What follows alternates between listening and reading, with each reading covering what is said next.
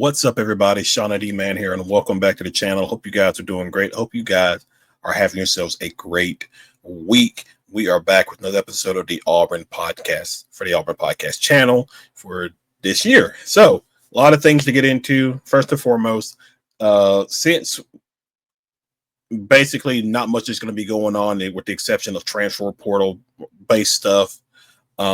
I've decided that I'm going to upload onto this channel some college football 25, particularly just Auburn college football 25 stuff. Just that way we have an extra thing to get us going throughout the summer, leading us to SEC media days, the start of football, fall camp, that kind of thing. So that is the plan. That should be dropping over this upcoming weekend. So definitely keep an eye out for that. But as far as everything right now, football and basketball are in full swing in the recruiting for when it comes to transfer portal players, and Auburn has done relatively well on the basketball side. The football side, obviously, is not really like a major thing, at least in my opinion, it's not. We'll start with the football side of things. So yesterday, or actually no, Tuesday, came out that some Auburn players we're getting ready to enter the transfer portal. Terrence Love, I believe he announced not that long after the spring game, I think it was, that he was entering the transfer portal. CJ Johnson, I think Monday he announced he was entering the portal. JC Hart, he was entering the transfer portal, which I can't remember if he was. I think he had a season-ending injury. So I know Champ Anthony was one. I feel like he was another guy that was kind of like injured because I don't remember seeing him playing a whole lot.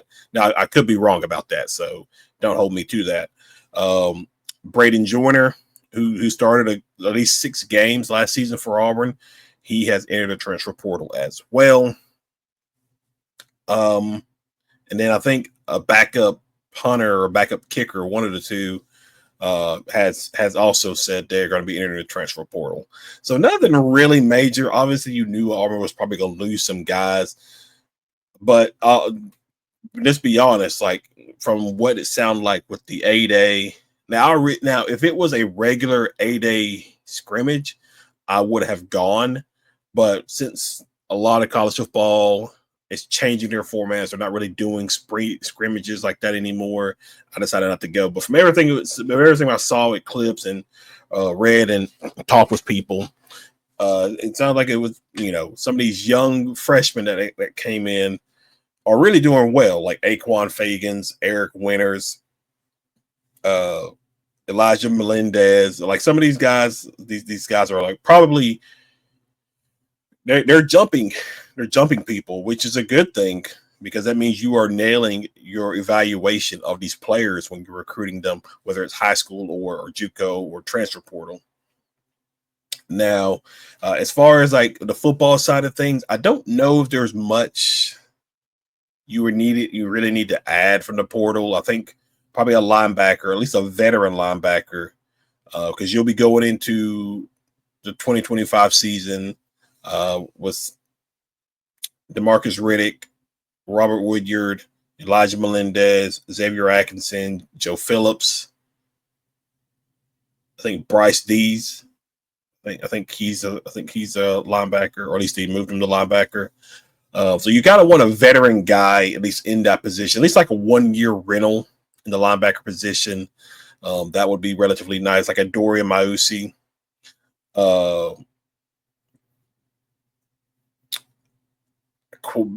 Secondary wise, safety and corner. Do you just roll with the guy? I mean, I like if it's like depth wise, sure, but honestly, I think I would just go with the guys that we have in the room right now.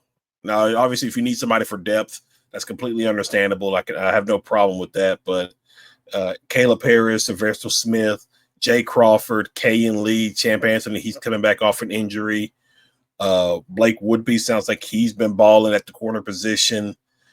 And I mentioned Winters and Fagan. So you're going to have a pretty good secondary. So I would honestly just roll with those guys. They're going to be young, but they're gonna have to learn. So, and that's what I loved about DJ Durkin last season was like he played a lot of young guys, and they for the most part held up really really well throughout the 2024 season. So he's not afraid to play young guys if they're doing what they're supposed to be doing. So I would expect the same thing to happen. I expect to see a lot of Winters and Fagan and some of these other freshmen.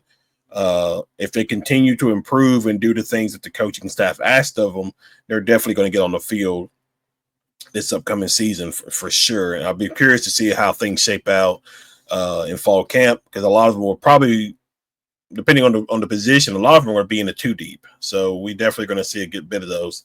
Offensively, I don't really know what you would need. Do you want to take another? If you find a really good offensive tackle, I would not be opposed to getting him. Running backs, you have what you have. I think tight end will be an interesting one if you could find a relatively solid tight end to come in. That will be something. Wide receiver, obviously, you don't need anybody. But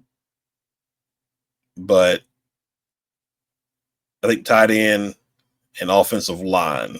If you can find yourself like two solid, not like starter type pieces, but maybe guys that can, well, I guess maybe tight end starter wise, offensive line depth piece, backup development kind of wise, then I think that'd be relatively good as well.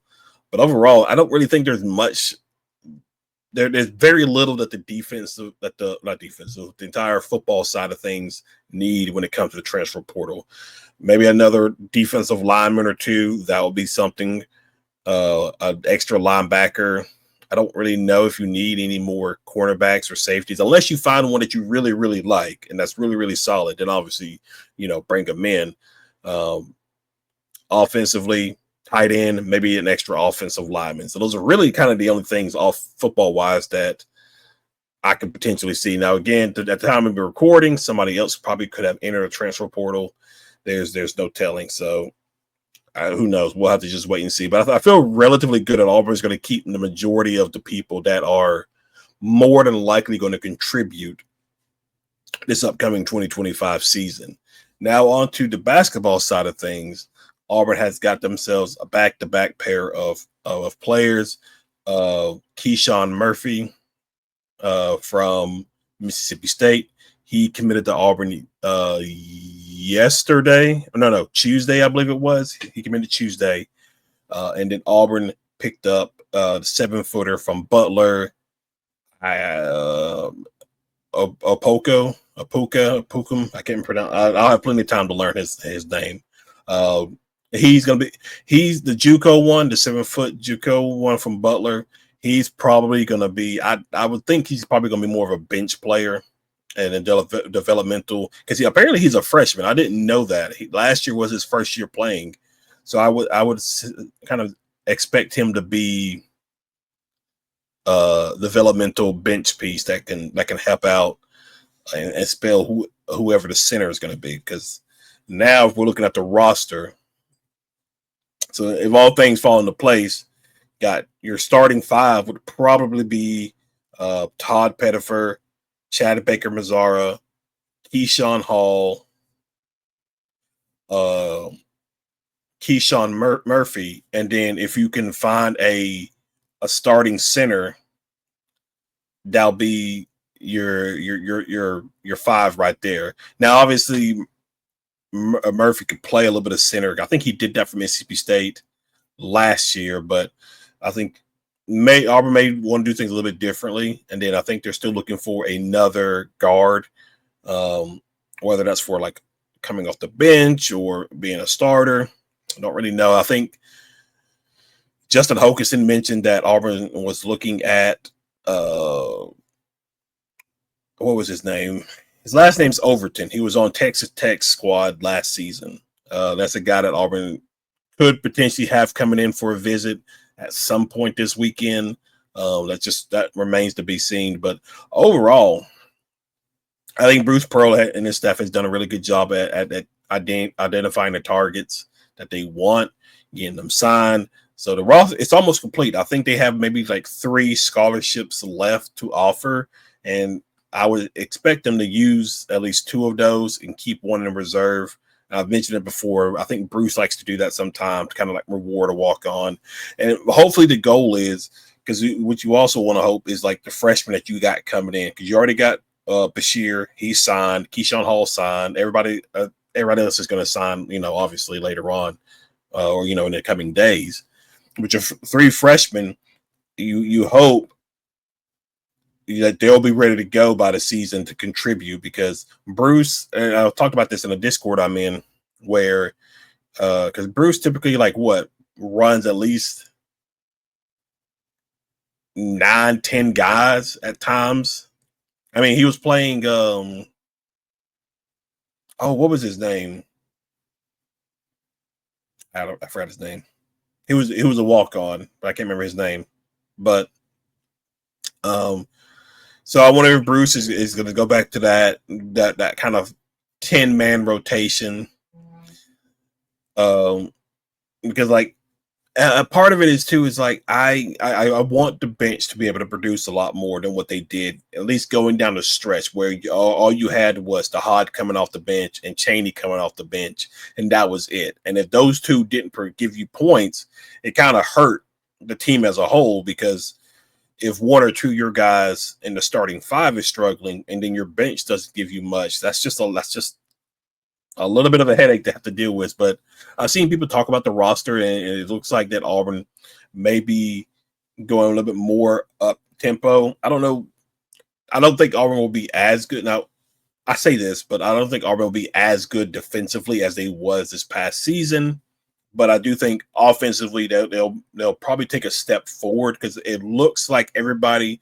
Now we still got to wait on some parts to come in from the transfer portal, but it looks like most of everybody that on this roster has the ability to create their own shot or get their own own points and stuff like that. So that can be beneficial, and maybe Keyshawn Hall is that guy that can take over in a game late when you need somebody to take over. But obviously, still got a while to go before we even get to the start of the season. But I like what Bruce Pearl's done so far, and I look forward to seeing what the last final pieces of this roster is. I do think you need another big man, at least a starting center, unless you move Murphy, because he mentioned I forgot who interviewed him. Maybe it was Justin Hokanson. Because when he was talking, he was dropping names like Janai Broom, Jabari Smith, like guys who had played the 4 position, I believe. So I think that's how Auburn is planning on using him. So it makes sense to get another big man to be that rim protector, because you got the JUCO kid, the 7-foot JUCO kid. But like I said, he was only a freshman. And I think he's going to be a developmental guy that you just bring off the bench and slowly get him acclimated and things like that, especially with SEC play. So you definitely want to find yourself a starting center at least. And then I'm trying to think what else is there. You feel pretty good. The pieces could potentially complement each other.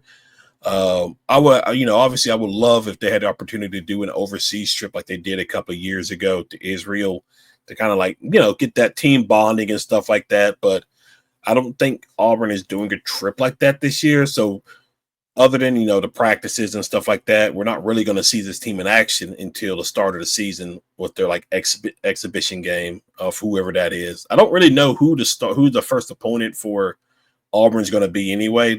That's probably going to come out like June or July, or as we get closer to the start of the basketball season. So overall, both football and basketball are working in the portal right now, getting the players that they need to fill out the rosters. But I think overall both are going to be fine. That's pretty much it, guys. That's, like I said, it's going to be not a whole lot of information coming out, just because it's going to be the off season, portal stuff. SEC Media Days coming up in I think it was like June. I can't remember. I mean, I saw it the other day because Hugh Freeze is going on this. I think he's first on day 2 of ACC Media Day, so he's going to kind of get his stuff out the way relatively early. But guys, like I said, thank you for hanging out. Thank you for watching. Keep an eye out for this weekend when we're uploading part 1 or just some Auburn College Football 25 gameplay, and just have that here on the channel for you guys as well. But thank you for watching. Thank you for hanging out, and I will see you guys in the next video. Y'all have a good one.